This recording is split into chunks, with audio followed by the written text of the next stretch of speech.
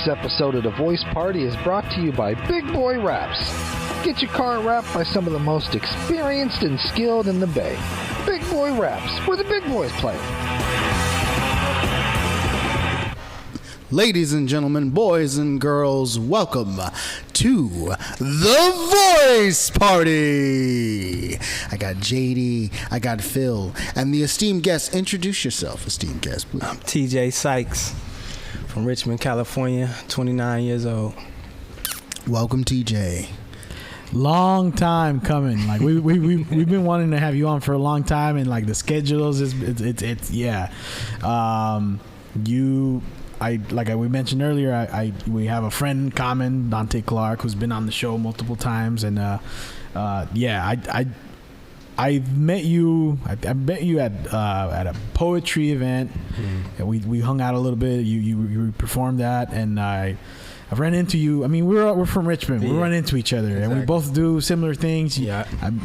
When I first heard of you, you were doing stand up. Is that something you still doing, or? I haven't done any stand up in a minute. I think that's my least I would say nurtured skill that I have. That's something that I want to get into, but it's one of the things that I don't know, I just haven't really done too much, but I do enjoy making people laugh and being on the stage and making myself look crazy at times. And but one thing that I found out is that the jokes really do, they mess up your circle sometimes. End of friendships. That's we gotta leave names out. Yeah, they do. They can.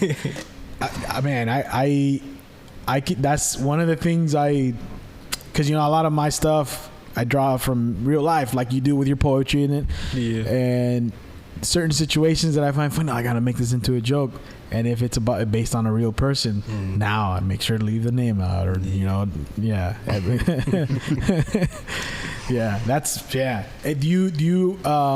how long have you been creating poems? Creating poems, whether you're not writing them, not just like in your head, because that's what I see you put out there a lot, man. Beautiful words. I think I would say intentionally for the last 7 years.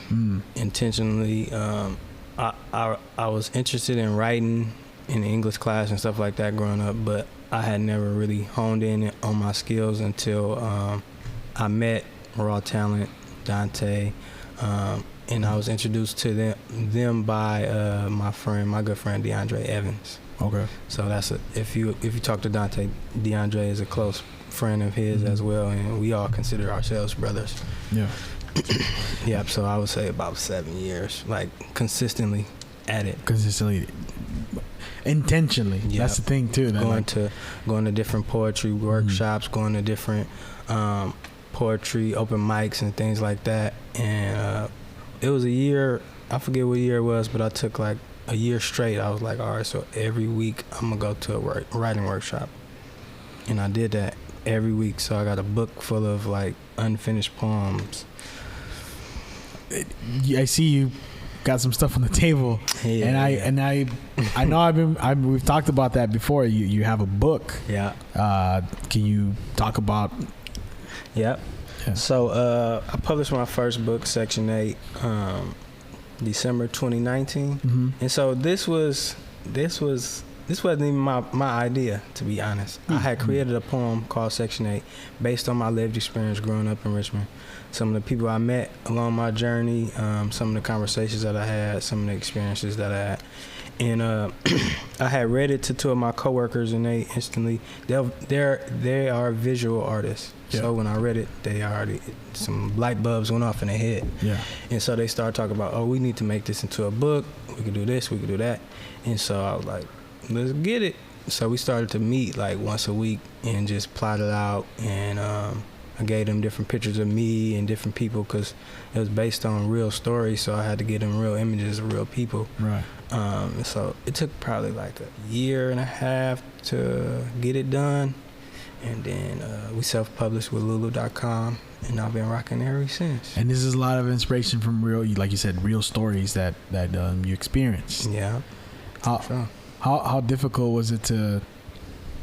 Because for example, if it's like a real story, you know, and it's gonna stay there forever, there's no rewrites. Yeah. How difficult is it to decide what to put on there? For this one, the poem wasn't too long, so I was like, I'm putting everything on there. I mean, I ain't got nothing to lose.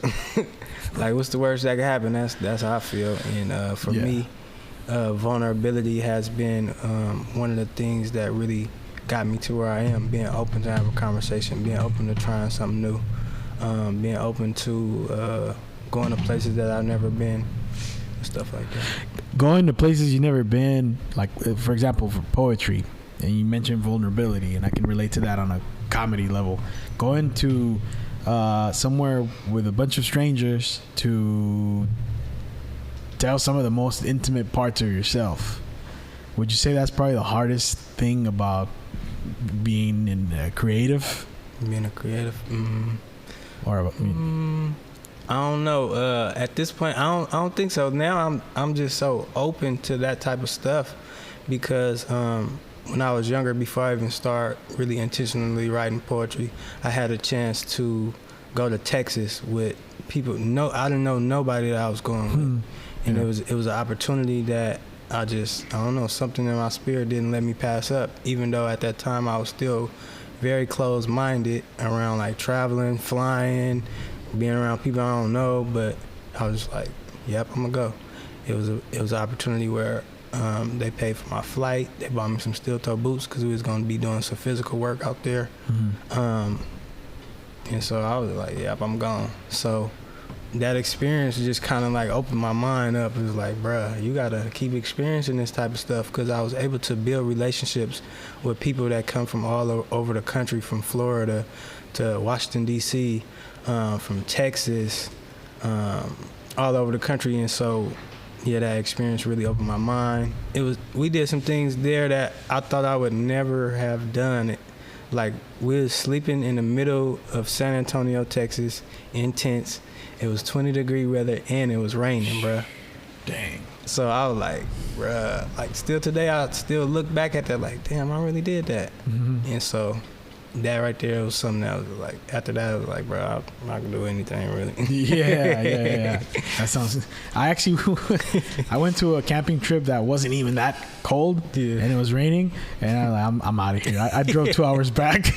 I didn't even stay. Said I'm gone. I'm gone. Yeah. We was out there for like a week. That's a great example, man. Like, you know, when you experience certain stuff that like we experience, you can do it. A stage ain't scary. Yeah. You know, is that kind of what?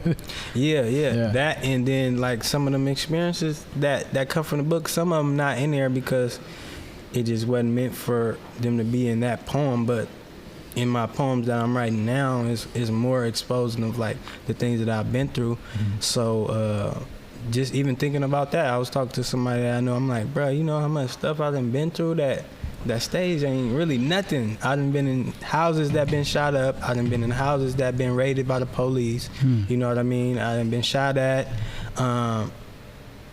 all kind of stuff. And so like when I think about that, I'm like, shit, I might as well get on this stage and talk some shit and be vulnerable. You know what I mean? Yeah. So yeah, and I'm like, I survived these things for a reason. So I have to share my gifts and my talents with the world, and make sure that I inspire others to do the same. Because my thing is, I gotta create stuff like that. Yeah. Or when I'm gone, somebody would try to, you know, talk about my life in a way that I wouldn't have talked about it. Right. And that's the biggest thing, leaving behind your legacy on your own words. Because that's one of those things that like you have friends who pass away, and then what gets said about them, the things they did.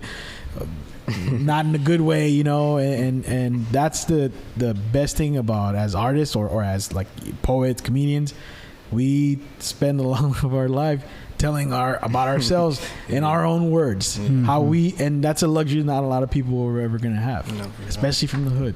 Like, oh, he got shot up, he was a gangbanger, that's probably why he got shot up, or you know, or even if he was a gang member, there's some beautiful things about his life that he's not around to share. Exactly. And that's why I love seeing people who, grew up in Richmond and you're writing books. Whenever there's a one of my, I call them peers, I immediately any kind of support I can throw at that, it's because the younger people can see that and say, all this came from him, and we live in the same block. Yeah. Is that kind of, like you said, that's your inspiration for a lot of what you do. Yeah, it is. I was thinking the other day, because I know some people say, if you die right now, would you have any regrets? And I said to myself, I asked myself that question, and I was like, let me think about that. And I said the only regret that I would have if I died today would be that I never went out the country yet. That's the only thing that I would regret, because I want to go out the country, so got to get out there. Yeah, drive down to Mexico. I gotta get out there. I'm actually about to go to Mexico in October. So. Oh yeah, where are you going? That'll be my first spot. I don't even know. My brother want to go for his birthday, so I told him I'll go with him. Nice.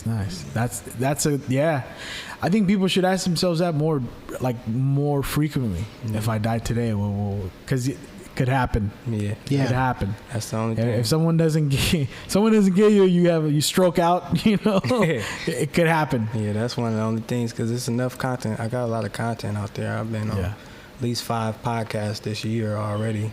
Oh, wow. I stay posting content on my Instagram page. Skits I see. And poetry. You post poems.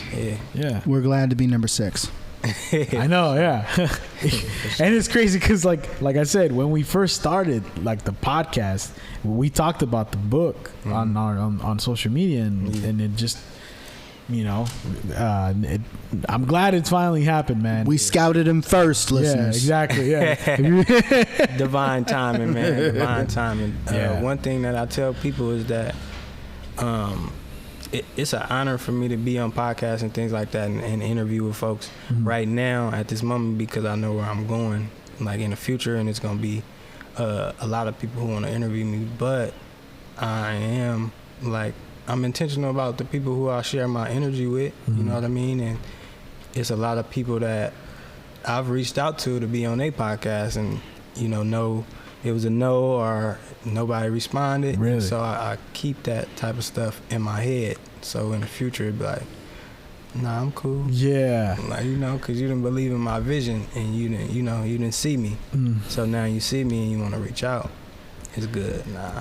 I actually, this comedian peer of mine was just, he was able to be on a TV show doing stand-up recently, after 11 or 12 years of doing stand-up in all these clubs.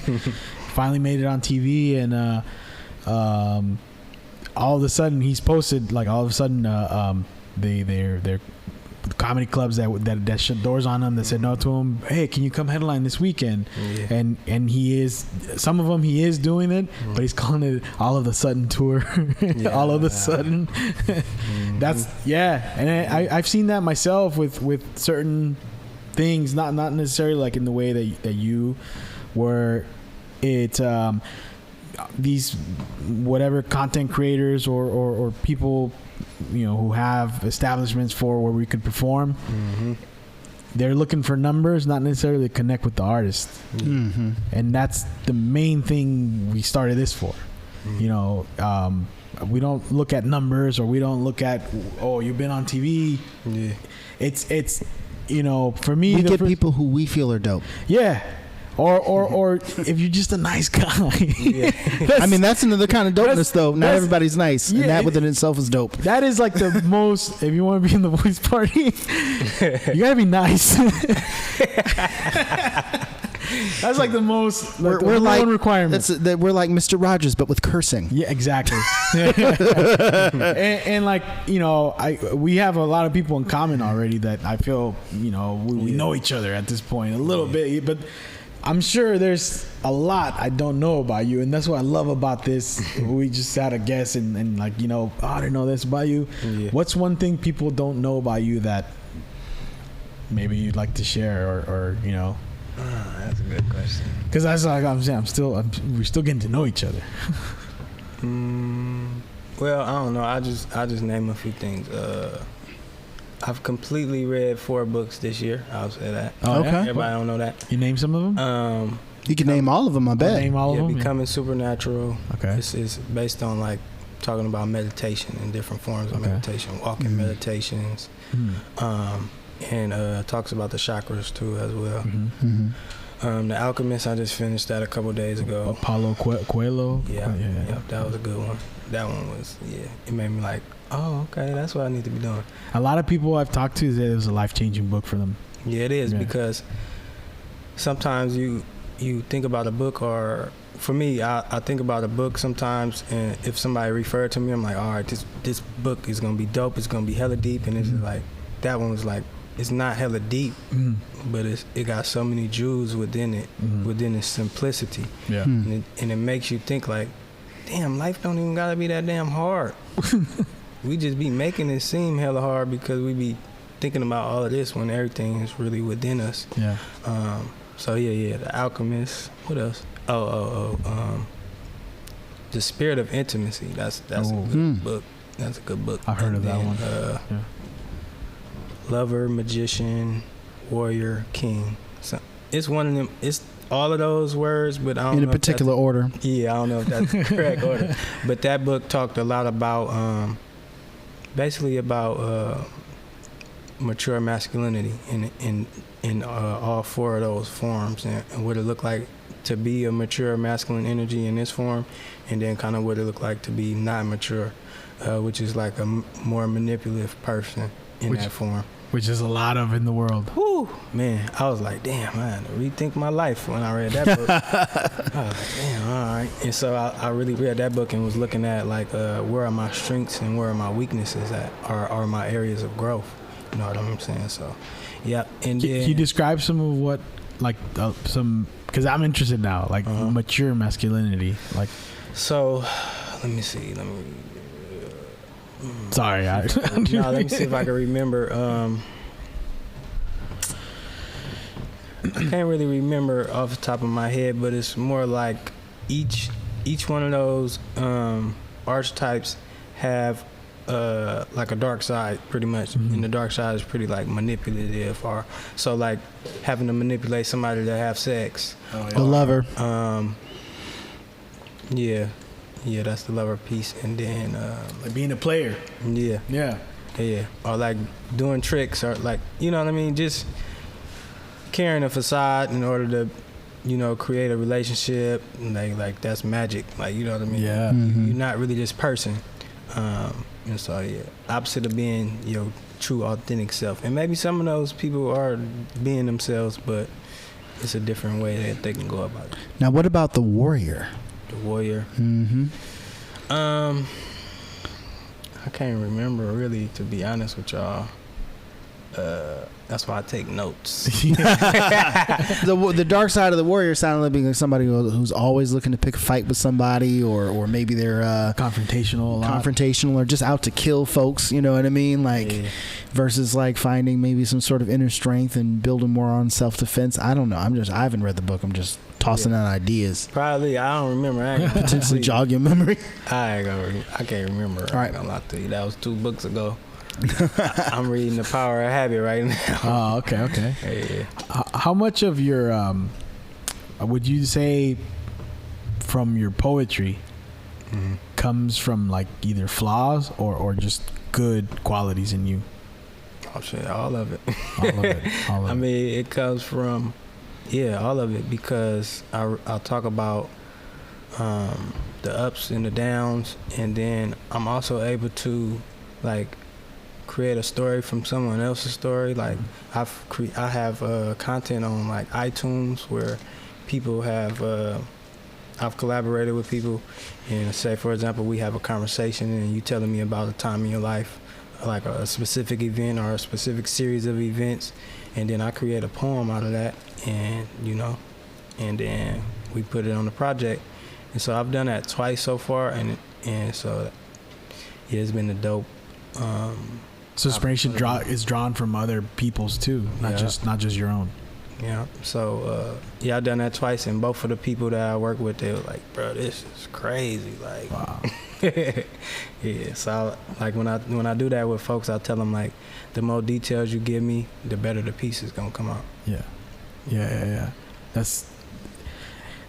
I never, because I know from a lot of the poets that I know, it's usually from their own, so that's something that I like, that's why I like talking to people, getting their perspective, something similar that happened to them, and then they described it to me in a whole different way, and I'm like, oh, I never thought about that.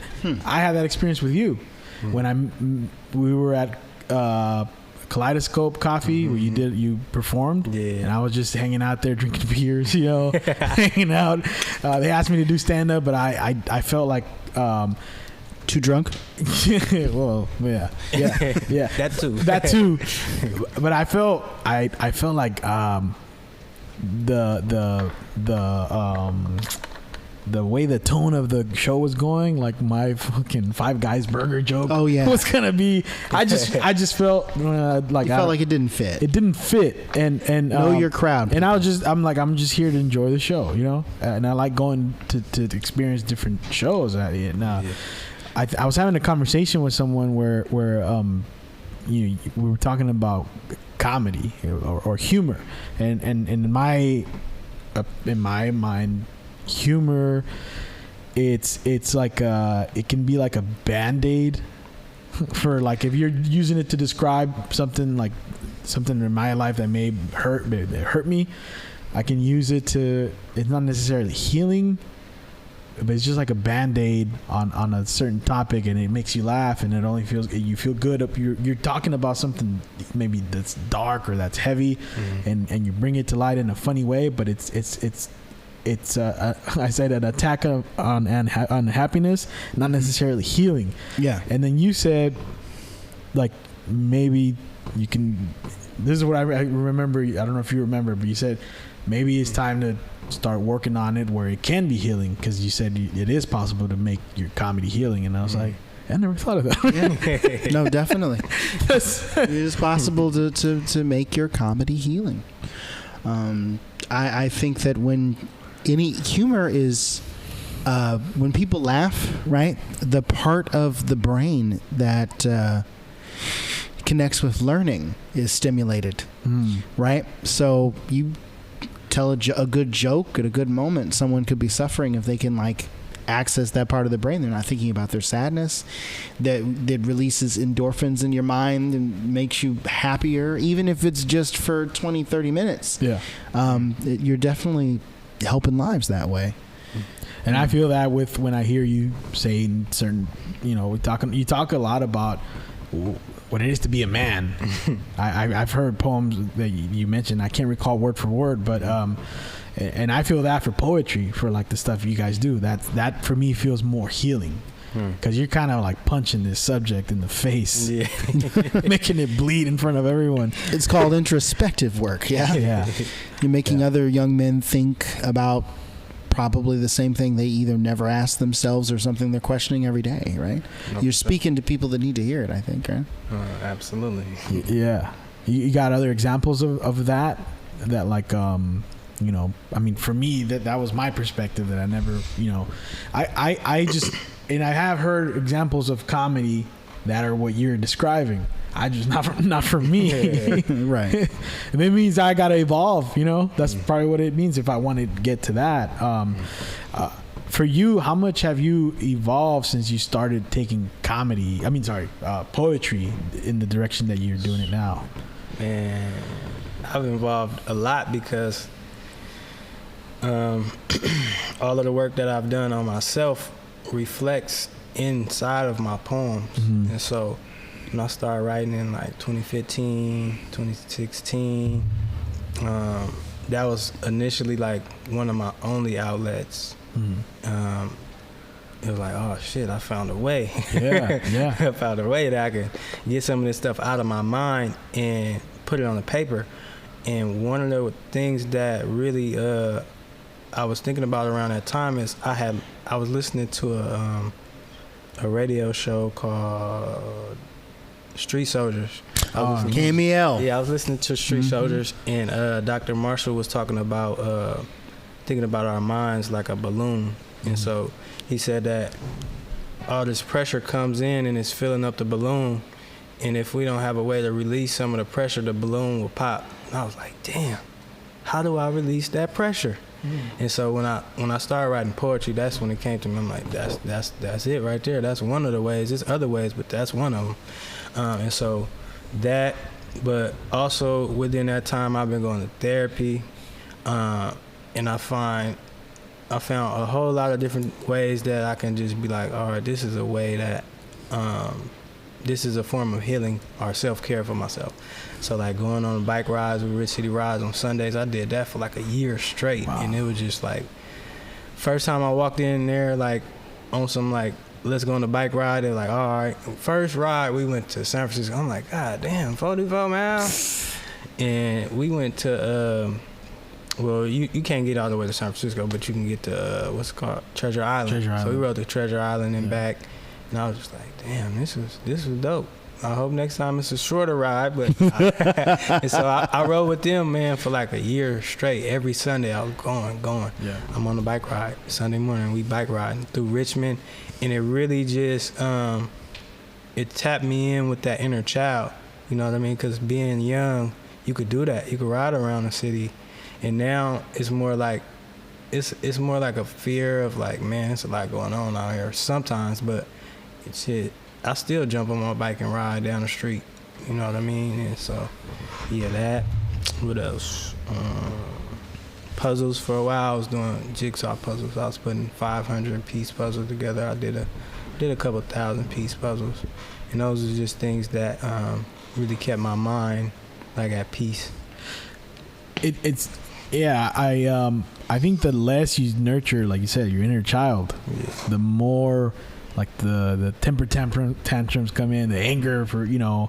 And I read this about this is something I heard on an old radio show, because I go on YouTube and I listen to old talk radio sometimes, just to for fun. Yeah. And there was this, it was in Spanish, but this famous Mexican radio station host, he said that the one thing because he was a comedian, that he noticed that a lot of, whether it's people who are poets, musicians, comedians, they have a history of bad temper. It's true. From my experience, it's true. Would you say? I don't know. Nah, I don't know. Yeah, I be having bad temper sometimes. Yeah. And I guess that's why it translates well in what we do, because the passion, you could turn it around into passion for, you know, for what we do. I know it makes sense, because it's like you're accessing the humor passionately. Like, so of course, like if something really pisses you off, you're going to be like just as explosive, right? I mean, you're explosive on stage. It's like a mirror effect, you know, cathartic. Yeah, exactly. And when you don't, and the balloon gets filled. No, for real. By the time sometimes when you're going on stage, you feel like the balloon's here, and then once you got it, it's deflated. Sure. Yeah. And sometimes it'd be different. It'd be different balloons too. It don't always be like anger. It'd be like stress, or it'd be depression. You know, it'd be different balloons. But for me, what I found within myself is that for a long time I suppressed my anger, because at first it was like 0 to 100. I was like, you say the wrong thing, we arguing, or we fighting off top, bro. Yeah. Like, we finna go. Right. But then I don't know, one day I shut down in the middle of an argument. I was arguing with somebody, like full on argument, like we was in each other's face, and I just walked off. Something in my head was just like, bro, it ain't worth it, bro. What you doing? And I just walked off. And like since that day, I really haven't been in an argument to that point since. And so I've been exploring ways like, what's a way that I can explore my anger or my rage in a healthy way? Yeah. Do you have any angry poems? Because that's one way. Nah, not really. Like, I don't know. I don't really have no angry poems like that. It's funny to hear that, like, because when you say angry poems, you know, like we all remember Bob Ross. Oh yeah. the painter. Mm-hmm. Everything was happy and little. Yeah, happy little tree here, and then over here we have it. Smiling. He needs a friend. It's like leaves. I actually did a skit similar Really? to like copying him for like some promotion stuff for Rise. okay. It's on YouTube. It's older. It didn't get a lot of views, but It's about to get a lot of views I now. love to check that out. Yeah. Check out Bob Ross. What I didn't know TJ about speaking of temper, you remember how like mellow he management. looked. Yeah, he was a drill sergeant in the military. Wow. Holy smokes. Yeah, that's So behind those that smile and that perfect calm, afro. easy, The and afro. that perfect, inexplicably perfect afro. everyone says he looked like he was just hitting the bong right before he went up. Man, he was relaxed. Relax, But when the imagine that cameras guy- is off, he was like, "Chopper, give me 50, you maggot! You maggot, yeah. Your mother sucks cocks in hell." Yeah, What? yeah. Yes, sir. What? Yeah. Yes, sir. You No, can't for picture real. that, and Nah, I can't. that's crazy. That is- And if you're listening, you didn't know this. I just ruined it. It's like Imagine finding. what's his name, Mr. Rogers. Like Yeah, after it's the like- cameras it's off, like- give me my fucking trailer. Like it would. I mean, I saw that Mr. Rogers documentary years ago. Won't you be my neighbor? And I cried after because I was like, one of my heroes is real. Yeah. He's actually real because they actually did it. They were like, no, he was actually like that in real life. Real talk. If you're listening on headphones, I apologize for Joaquin screaming. No, would you say like because poets do this a lot, and like you said, it helped you evolve a lot since you started doing it. Would you recommend? You spoke about therapy. Would you recommend more people write down their emotions? Yep, absolutely. I did a reflection the other day, and it was about sadness because I was reading this book that I rereading. So I read 2 books every morning, and it's just like daily passages that's in there. It's called Until Today and Acts of Faith by Ayanna Van Zandt. And so within the passage, it was like a few questions about like, when was the last time you were sad? Things like that. And so I did the reflection and I wrote it in my journal, and I was just like, it was just like really reflective and comforting, and just thinking about like, when was the last time I was sad and why was I sad, and just exploring that. So hell yeah, I would definitely say if you are able to write your thoughts down on any emotion, whether it's sad, anger, happiness, what triggers your happiness, I would definitely do that. You see cycles in your emotions. Like I was sad this day, and then I started paying attention to that. Like, why am I sad? And then I kind of just circle back. I write it as much as I should, but it's like you can kind of see, oh, I did this, and then I was sad the next day, and then like I'm starting to see this when I do go on crazy drinking binges, even though I'm not hungover or whatever. And then the next couple of days it's like, ooh, like Yeah. No, for sure. I mean, no one's happy all the time, because if you are, you probably need to see a doctor. No one should be sad all the time either. If you are, you should also see a doctor. But there are times where we are happy and or sad depending on what's going on in our lives, right? Where it kind of like, what I mean is like when it kind of stretches too long. Like, geez, it's been 3 weeks. I mean, grief can last months, Man, for sure. Sometimes even years, depending on like how close you were or exactly how much they meant to you. Yeah, everybody's different in that regard. So don't beat yourself up for being that's true. But I'm sad for what you feel is too long. No, but the thing is, like, if you don't have like something like you're grieving over, it's just like, why do I feel like this all of a sudden? I'm not saying that there isn't a reason. Yeah, but there's just management depression that could be done. Oh yeah. A lot of people don't know what true. Their depression is stemming from, like, or that's what I mean. No, that's like, true. If you have like something going on, that's different. I get that. Right. And if you're depressed, there's a pill for that. He said it, not me. Right. He said it. Right. He said it. I mean, prescribed by a doctor, of course. Not don't just go willy nilly going, hey, because they mean ecstasy well. guy. I need perks. Now it's a lot of that going on, and a lot of self-medication going on though. Yeah. And there's different forms of it, I'm not I'm not like saying don't go for a doctor for that. That's what Of course. Yeah. And but figuring out what's going on, like questioning yourself, is important. It's self-examination. And I think artists do that a lot more than regular people. And you know, not that they're regular people. I don't mean it like that, but just that's one of our non-creatives will say. Yeah, like we do it on purpose. Even if you weren't doing poems, you'd be reflecting the way you do now if you just said, I'm not gonna do poetry anymore. But you're aware of your emotions. And we have them on our sleeves because that's what we go out and do. And it's just so weird that like you're saying, people should write them more. A lot of the people that come out to see our show maybe are people who don't reflect as much, and the reason it makes them laugh or it connects with them is because I'm feeling the same way. Yeah, it's like, oh hey, yeah, we're on the same fucking ride. I don't write my emotions down either. Yeah, exactly. Yeah. See, that's the trick, listeners. You write down your emotions so you can publish them. You can sell them. Absolutely. Make money off your sadness, guys. I encourage people, like, publish that. I don't care how deep and dark it was. There's somebody else out there who had them deep and dark times. Yeah. You know what I mean? And that could help somebody, you know, say exactly. It could give somebody a purpose. Like, oh, I do got a purpose. I could just write my life out and tell people that I survived all this shit. Could be a book. It could be a book. I be telling people, I'm like, bro, you got a book. You got a movie. Like, yeah. Everybody got a book. Everybody got a movie. You just gotta. The difference between me and someone else is they didn't write it and they didn't publish it. Yep. Well, that's it. Just doing it. Did you mentioned Section 8? That's I feel that in me because I have What was it like? What made you decide on that name?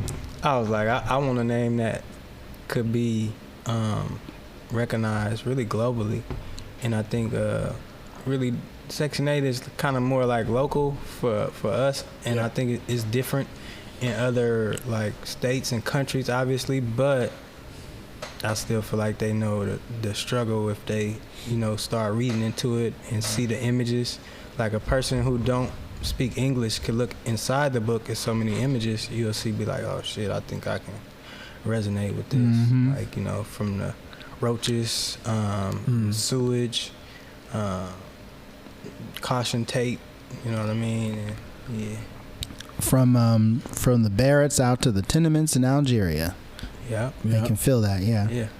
That is something that's, that is global, that you can connect on. It's one of those languages that people understand. Slumlords and roaches, boy. See, I was reading the book, The Alchemist. It said that's the language. Well, it talked about the language of the world. Yeah. And it's just being like, we don't have to communicate with our voices. Our body language could tell. Like, if you walking up a certain way, I'm probably gonna move out the way. Yeah. Depending on how your face look, how you how you moving and stuff. So we gotta know the language of the world. For many reasons, yeah. Yes, indeed, for several. It's what helps you get by. It's what helps you, knowing how to interact with other people. Let me ask, it's a question I've asked other poets in the show, but what's your overall writing process? Like from A to B? Like how do you start? How do you end? Do you do multiple drafts of one poem? I'd like to know. For sure. It all depends really on what I'm writing for. So if I'm writing for myself, it could start off as just writing my thoughts out. Or it could start off as like, say for example, I use the word podcast. If I'm like, all right, I want to write a poem about podcasts. All right, so I'll put the word podcast in the middle of the paper and I'll write a circle around it. And then I'll start branching off little different words: microphone, chairs, headphones, recorded video, like, you know what I mean? Instagram, Facebook, this is where we're going to promote it at. And so these are different things that give me, and that's called a word palette. I learned that from going to different workshops as well. And these are things that basically give me ammo for my poem, you feel me? So once I do that, I think about a line. What's a line that I could start with? All right, when I was on a podcast, I felt, boop, that's my line. So I'm going to start. I felt empowered, feel me? I got to speak my truth. And then I can grab from those different words. You feel me? I felt powerful on the microphone. You know what I mean? Different things like that. That's how it works sometimes. And then, like, for example, like when I was talking about earlier, when I'm doing something for somebody, like creating a piece for someone, I'll be like, all right, let's talk on the phone or something like that, or sit down together and you tell me about what you want me to talk about. You're like, oh yeah, I grew up in such and such apartment. So I was 10 years old. This happened. I'm like, all right, boo, boo, boo, boo, boo.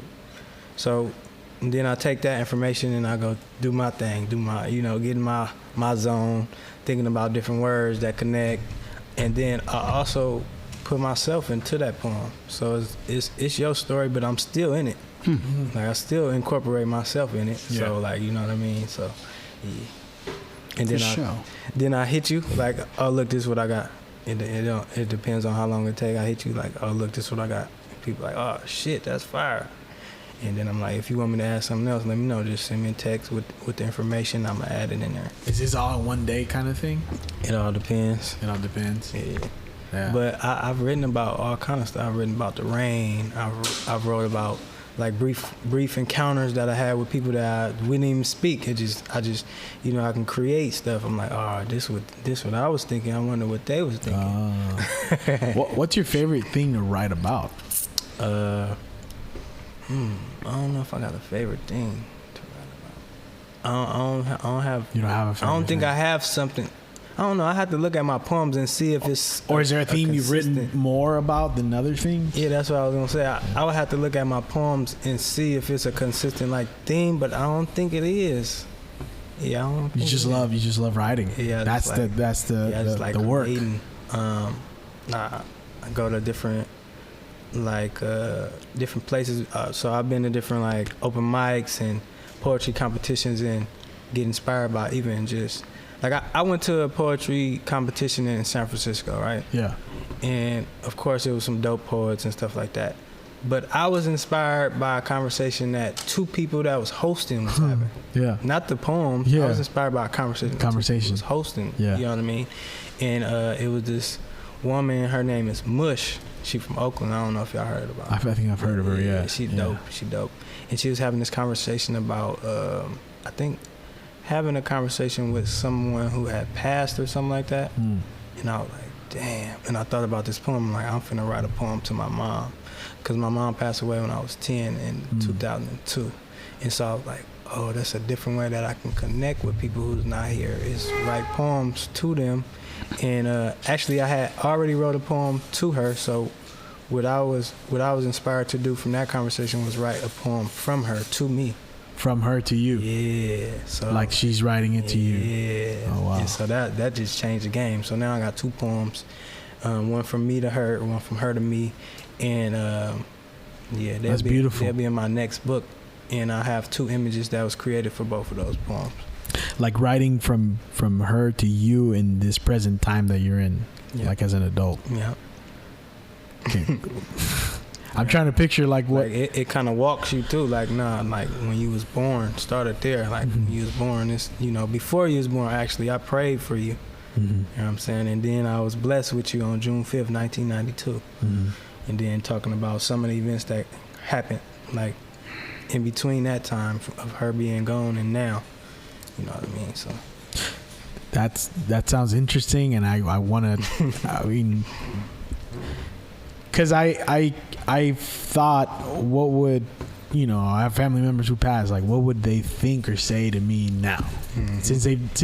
Or not even that, just like, let's say comedians I grew up watching, what would they say about the world now? In the way, because especially the ones that I grew up listening to, like, that's an interesting concept, man, that you could do so much with. Yeah. And that's the beauty about us as creatives, or everybody, we all creatives. Yeah. That's the beauty about, people that choose to do something about something. I know that don't sound hecka crazy, but like you just said, I wonder what Richard Pryor would think about today. Yeah. And it's like, this what he'd think. Yeah. What would Patrice O'Neal say? I can create this shit. He's like, man, you motherfuckers is weak. Like, you motherfuckers is sensitive as fuck. Like, you know what I mean? 'Cause I was watching some old school Richard Pryor shit. I'm like, boy, you would be blacklisted. You ain't coming to no club. Every state. You know, for real. Yeah. Like, bro, I don't know where you popping off at. You gonna have to go to the hood. Yeah. Do your shit on the corner. Go to open mics and get kicked out. Yeah, that's one of the things I'm like, my comedy that I really like to do, that I would really want to do, is more like a Richard Pryor, Mike Epps type. And I'm like, I don't know. Yeah. It's going to cut it. Like Eddie, you said Eddie Murphy? Richard Pryor. Richard Pryor and Mike Epps. Mike Epps, yeah, which is like raw, unfiltered. Yeah. That's it's the game is changing. It's changing a lot, man. It's changing a lot, and it sucks in a lot of ways to see that, because we all live different lives. You know, one of my favorite comics is Joey Diaz, and he grew up in the mob. You know, and his whole perspective on life is way different than a lot of other people. But it seems dirty, which it is. Yeah. But you know, we live different lives, yeah. And when you start changing, you know, oh, you're not supposed to say this, you're not supposed to say that, what are you saying about my lifestyle? Yeah. Or my not lifestyle, but my upbringing? You're censoring elements of that. Yeah. So that's because I've never actually seen you perform stand-up. I've seen you perform poetry, and that's why I said, is that something you're gonna pursue more going forward? Because I'd like to see you perform. Yeah, I am. Yeah, I am. Were you always a funny kid growing up? Yeah. Mm-hmm. People always say, "Oh, you funny. You should be a comedian." Growing up, and I was like, I'm trying to think what really got me. I think I was kind of like taking on that persona, like I'm a comedian. I was saying that, and then, you know, when you put something into the universe, it's like, oh, okay, for sure. So somebody hit me like, hey, can you host this event? I'm like, yeah, sure. Yeah. I'll do that. And when I went, it was crazy. I ripped the stage. Like, it was in that was one of the times that I was really affirmed in my comedy. Like, I knew I was funny, but if you can go into a small room with a small group of people and make them laugh, then to me that's like, all right, you funny. Because if it's 50 people, 60 people, it's easier. It's easy for 20 people in the front row to be like, oh, that shit funny. You can't even hear the people in the back row. And it's like a ripple effect. Yeah. If 4 people laugh, then everybody kind of just. Yeah.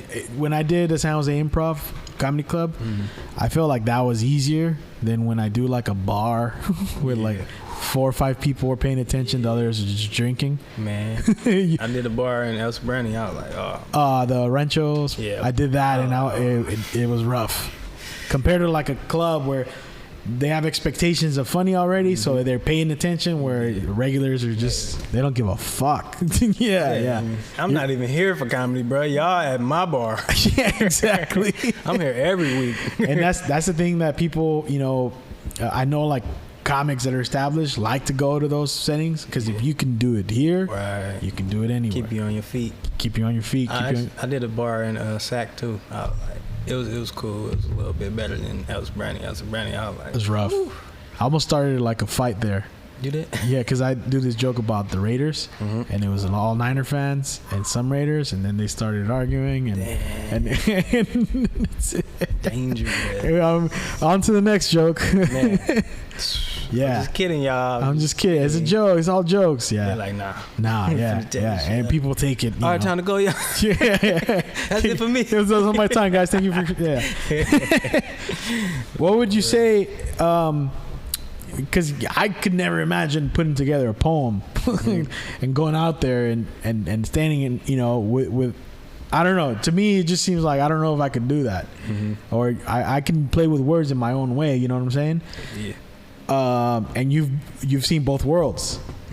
What can you tell me about that world, the poetry world, that to understand, like, you know, like, definitely, I mean, I can imagine the differences, but as someone that's done it both, like, how can you? I would say that similarly, both.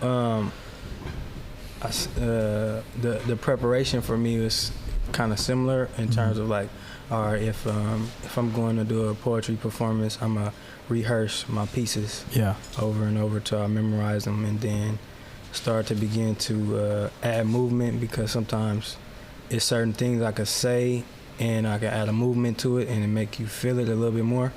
That's a powerful tool to know. Yeah. And so I do similarly that with jokes. So I'm like, all right, let me go over the joke. All right, let me do the joke for you in person, so I can kind of like get some feedback on it.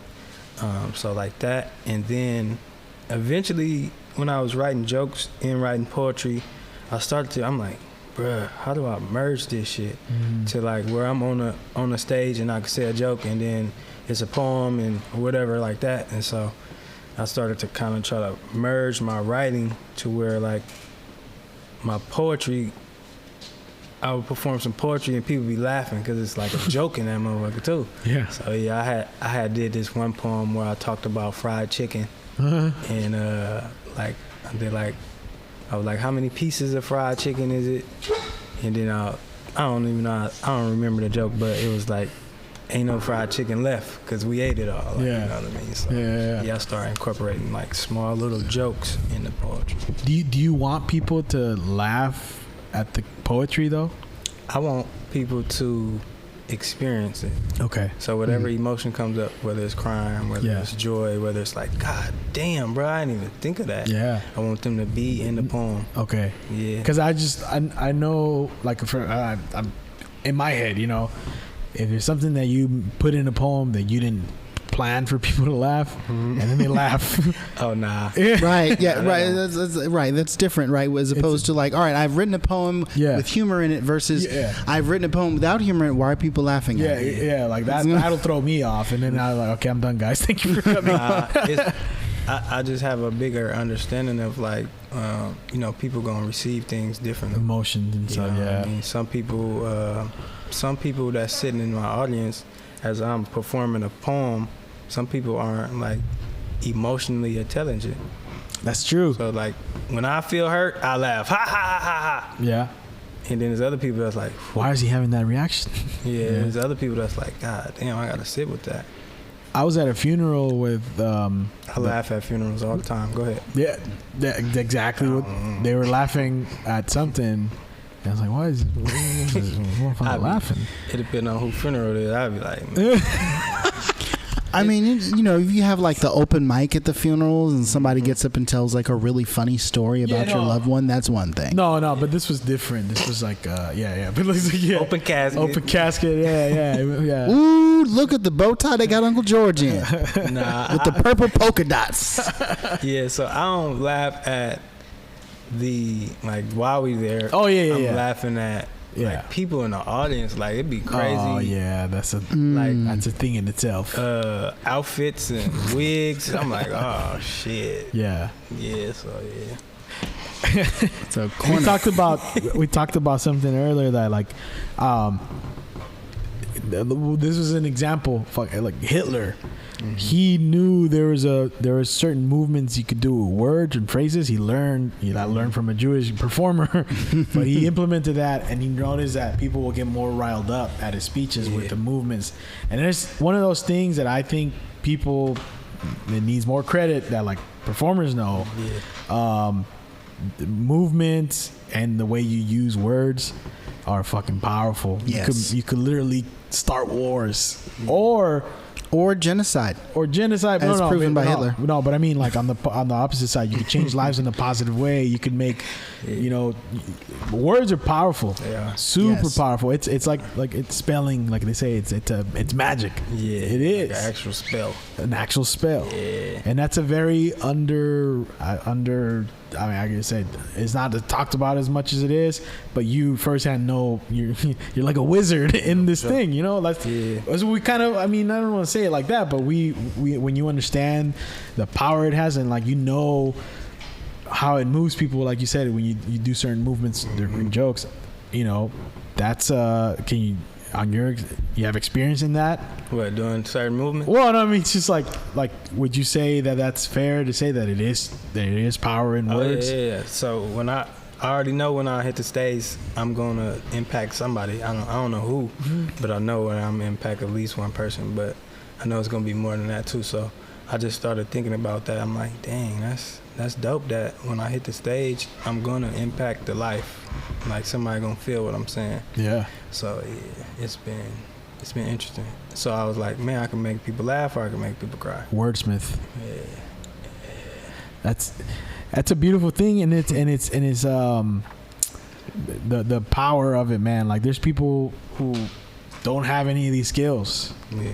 And are in places of positions of power, but they can't. You know, Donald Trump was a perfect example of that.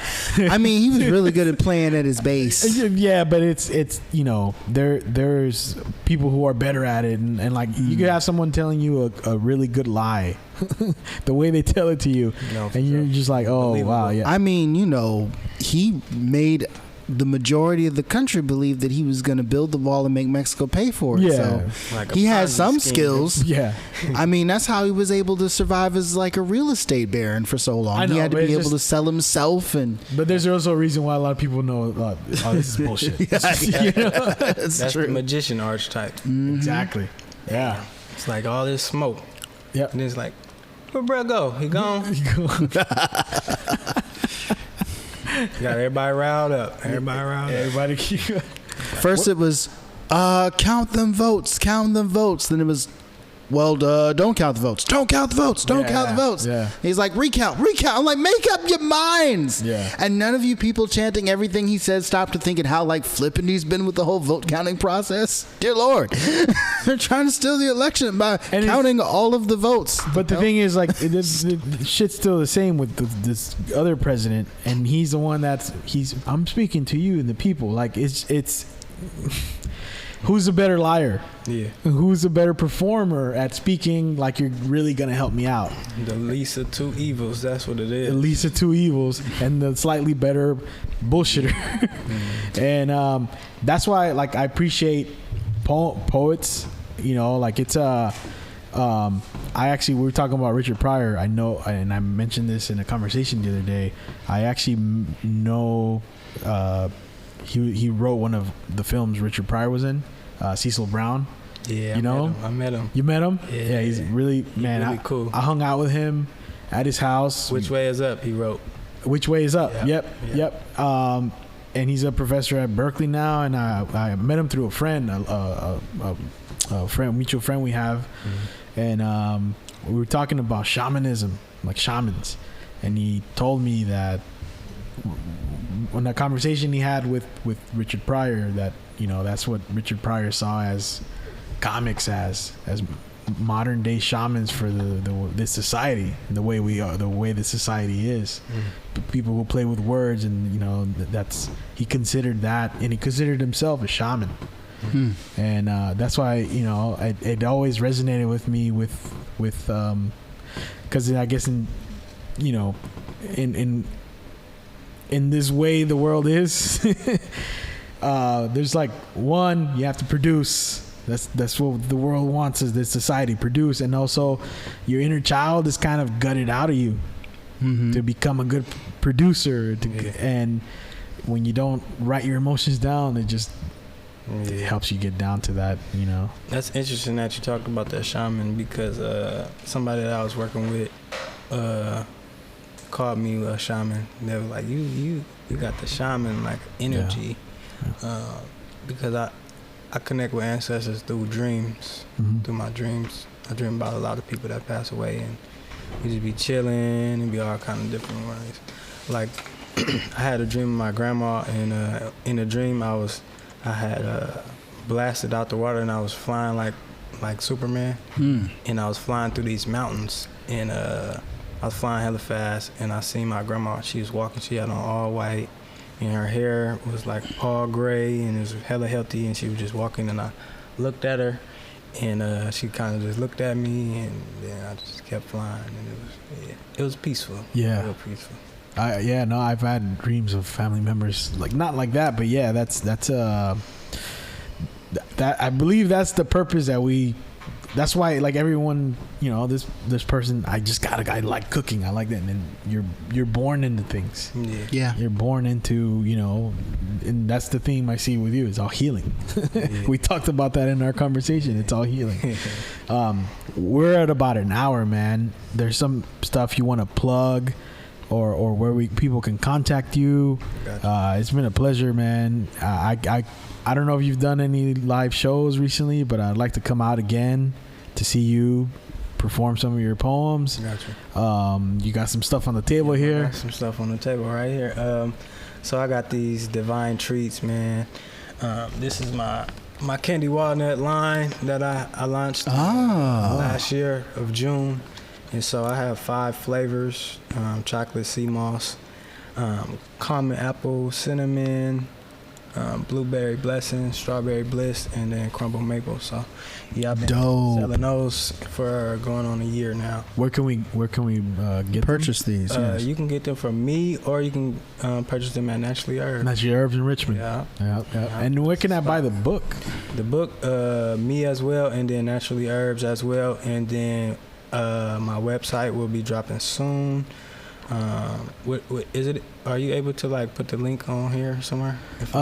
Yeah, I can put it on my website. On the actual description of the So the website will be TJ Sykes Divine.biz. Okay. Yeah. So once that drop, you can buy the walnuts directly from you. Directly from me. Man. And then if anybody wants to follow you, maybe see one of your shows when you're performing. Yeah. Follow me on Instagram at TJ Sykes. TJ Sykes. _ TJ Sykes, and then my Divine Treats 2020. That's for the walnuts if you want to follow that. And then TJ.section.8 for the book.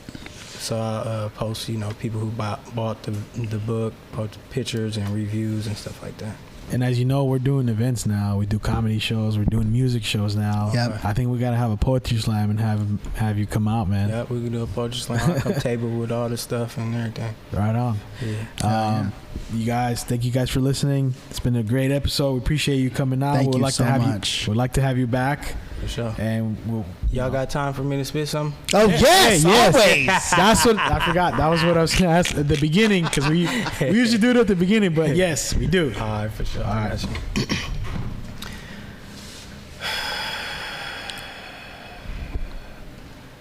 I'm a survivor of COVID-19 and gunfire.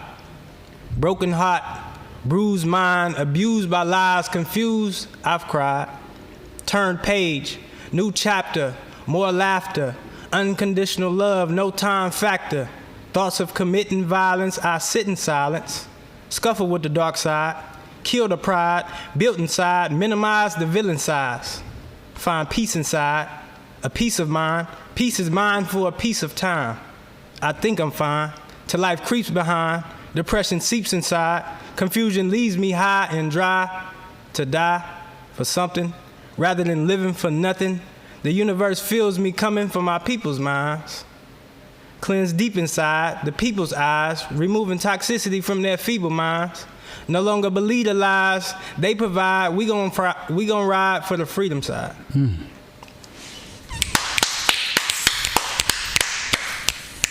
Thank you for sharing that. Yeah. Guys, that's been the Voice Party. We're out. Thank you.